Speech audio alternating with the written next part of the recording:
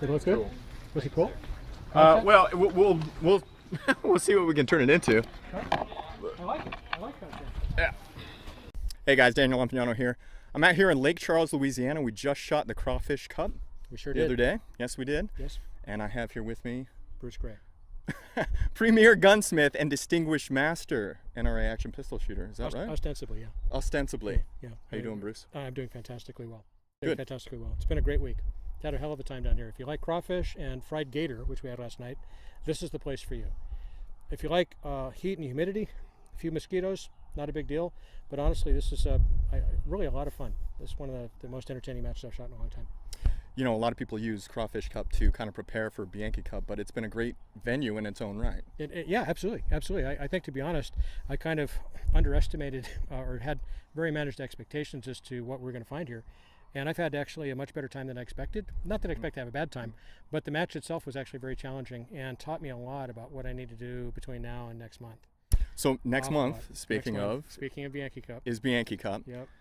Now, you have a history with Bianchi Cup. Could you tell us a little bit about that? I do. I shot it the first time in 1981 and have always seen myself as kind of a niche player. I was always the guy that shot metallic division when everybody else was shooting open, shot oddball events when other people were shooting mainstream stuff.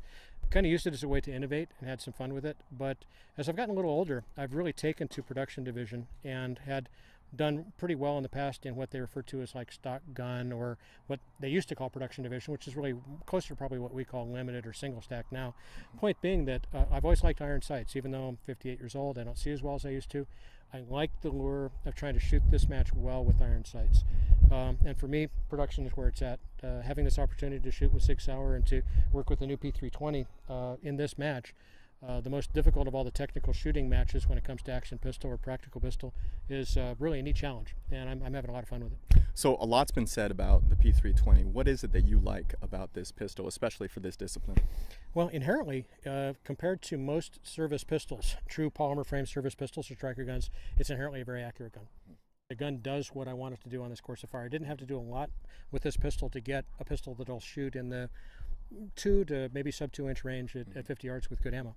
So that's the first thing. Secondly, ergonomically, the pistol really suits me. And I think a lot of people find that because of its modularity, I can make this pistol do what I want it to do that way as well. And again, dead reliability. The things just freaking work. So I don't have to literally worry about going up and having something tie up. Not a super critical, hyper fussy kind of a thing. Right. The trigger work we're doing on them is stuff that's mainstream enough that, again, we don't have to worry about the thing going down on me or having something that's so critical that I can't use it for other stuff. I talked to more than one competitor yesterday who did have those malfunctions after checking the ammo and rechecking their ammo. Yep. Still, at the most critical moments, there were failures. And it's kind of nice to have that peace of mind that you don't have to worry about that. Absolutely. You know, we used to have a saying, it worked all year, but not up here. Right. Everybody has a gun that's 100% reliable. Everybody has a gun that'll shoot better than 2 inches at 50 yards. Well, you know what? I've got a gun that is 100% reliable so far, and it shoots better than 2 inches at 50 yards. I can honestly say that. And it's something I couldn't say with other competitive polymer frame pistols necessarily. Now, that's not to say that other polymer guns can't be shot really well. No question about it. I mean, there's a lot of good guns out there. But out of the box, this gun does more for me, I think, than the previous pistols that I've worked with. How'd it go yesterday? Rough. I learned a lot about what I need to do to pick up, a lot of points between now and a month from now, to put it that way. I mean, it's been 3 years since I shot. This is the first major match I've attempted since coming back after having had some health issues, as you know. Right. So for me, it was a real challenge to be able to come here and try and throw up any kind of a score at all. Mostly I just threw up. But on the whole, I'm very happy because I shot as well as I could. And the score I shot actually reflects what I can do right now, and it shows me all these different places where I can rebuild. So I was really happy. I know you're not a guy who usually talks about his ambitions, but what is it you want to be doing in May? I'd like to be celebrating winning production there. Yeah, and in all reality, maybe that's a bit of a high goal for me at this point. But you and I have talked. I haven't finished business with the match. I had production 1 a couple different times going back 4 years ago, 3 years ago, and lost it. 3 years ago, I choked on the plates, missed a few plates at the end of the match, and just got in a hole, got behind, started jerking, which actually, oddly enough, is an issue I'm having here. I don't normally flinch. I picked up a little bit of a jerk in the last few years, apparently, and so I'm struggling with that. 4 years ago, clean the plates and, lost it on, the practical about them. So, those 4 matches, and you've shot it now, and are each their own kind of animal. They all require something a little bit different of you, and they all have different challenges in terms of the apparatus or the course of fire or the movement of the target or the draw of the plates with your eye that take us out of the fundamentals. And really, as we've been talking all week, there's only 3 things you need to do. You need to feel the trigger, see the sights, and follow through, watching the sight lift out of the notch, calling your shot. If you can do those things for 192 shots, you'll win. You'll do great. This match is almost designed to make it hard for you to do that and to make the challenge such that it's very difficult to approach. But yeah, that's my ambition.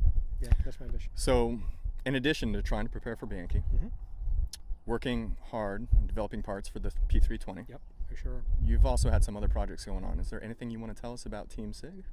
Well, given that your audience is seeing the fact that we're wearing Sig Sauer hats and that we shoot for them, of course, about a year ago, a friend of mine, Jeff Creamer, who works at Sig Sauer, at that time, he was the executive director of product management, came to me with this idea that he wanted to develop the P320 striker pistol for competition, try and get more out of the gun in different ways that the factory wasn't really set up to do, and try and innovate a little bit, and also find a way to promote the gun. Right. And he gave me this amazing opportunity, really. I mean, just blessed me with this opportunity to put together a team and to be able to spend a year working on this gun to kind of come up with some new stuff to make it really the dominant gun in practical pistol shooting. That's really what we're trying to do. We're trying to make this the best possible production division pistol we could possibly build. And I don't want to sound arrogant and say, oh yeah, we've done that and we're all that, but the pistol itself is such a great platform, the way it comes out of the box, that it's a privilege to be able to work with something so good. And there's a reason my company primarily works on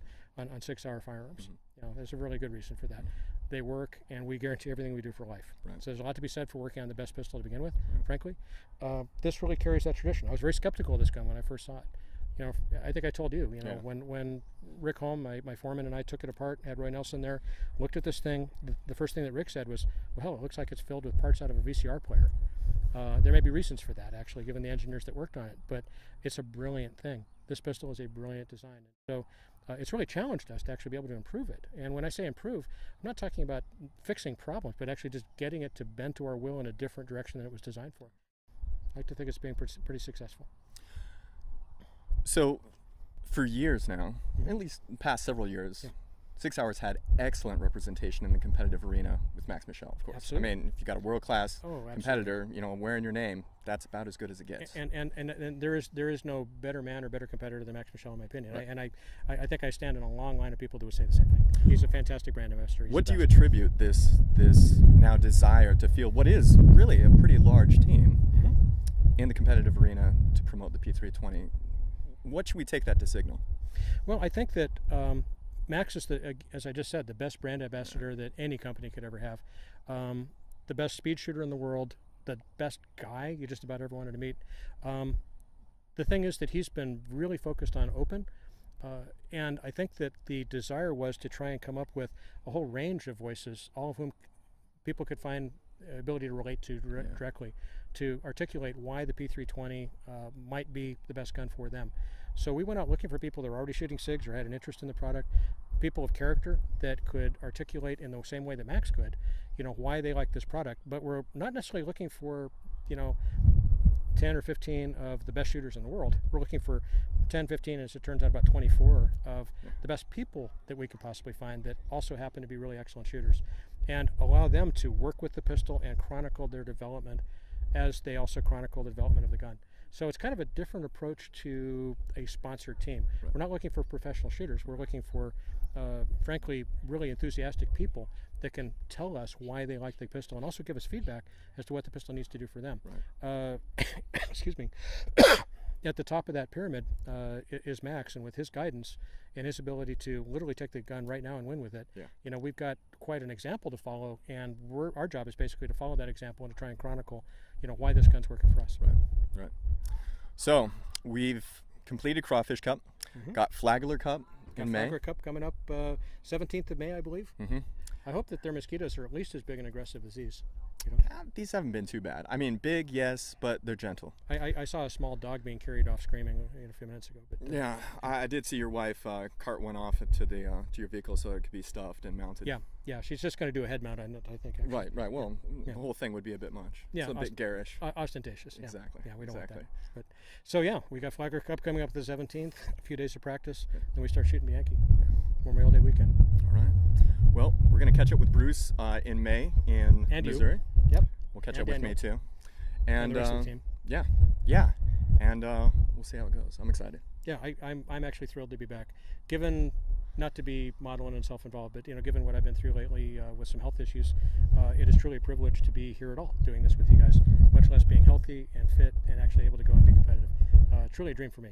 So I guess to answer your question about aspirations before, yeah, I want to win the match, but I'm going to define winning the match as showing up, getting through it well, seeing what I need to see for every shot, pressing off 192 decent shots, take what I get. That to me is winning.